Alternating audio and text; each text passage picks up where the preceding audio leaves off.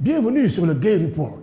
Non, le président Macky Sall ne cherchera pas un troisième mandat parce qu'il sait que c'est anticonstitutionnel, parce qu'il sait que cela ne vaut pas la réputation internationale d'un ancien président et surtout parce qu'il a un plan bien ficelé.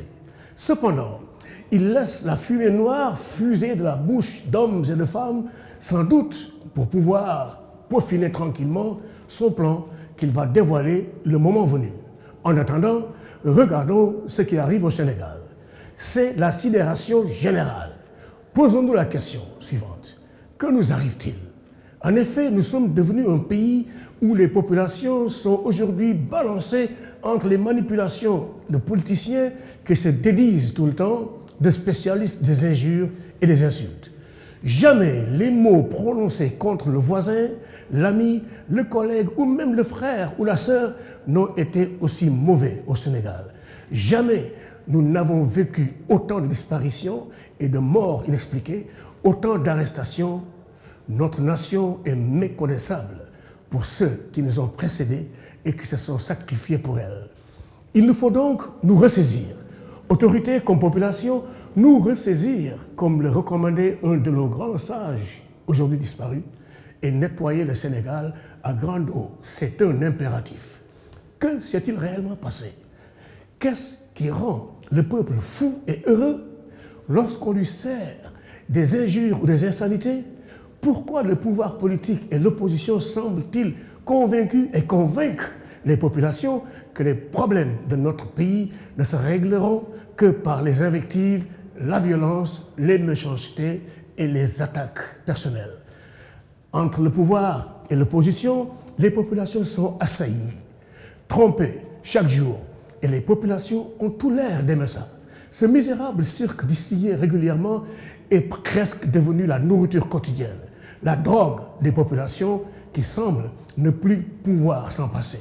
Elles en redemandent.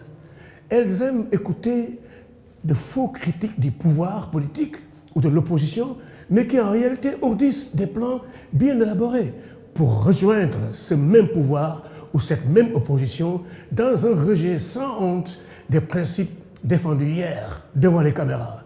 Maintenant, levons les yeux pour poser notre regard sur le plus grand jeu de ruse qui se déroule par-dessus nos têtes, pendant que les populations sont occupées par le cirque quotidien planifié et distillé, le cirque du faux débat sur le troisième mandat, devenu plan principal, plan national des Sénégalais. Réfléchissons une minute pour conclure que, pour rien au monde, le président Macky Sall ne gâchera sa réputation et ses passages à la tête de notre pays et de la plus grande institution africaine pour une tentative de briguer un troisième mandat anticonstitutionnel. C'est juste logique.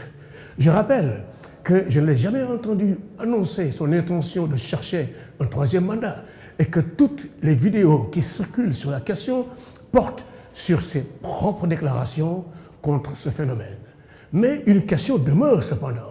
Pourquoi alors laisse-t-il le fou se développer tout en ne se prononçant point sur la question?